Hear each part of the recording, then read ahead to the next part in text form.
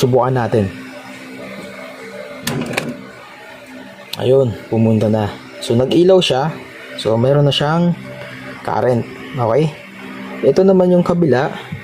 Dahil ito ay generator lang or backup power. So depende sa inyo, solar o generator yung backup nyo. Pag in-on natin yan, hindi naman siya lilipat sa kabila kasi backup lang nga lang siya. So ngayon, kapag i-off natin ito, for example nag-brown out, nawala ng kuryente yung Meralco or Paleco, pag off natin ito, automatic didiretso siya dito sa may backup power. Pwedeng solar o pwedeng generator.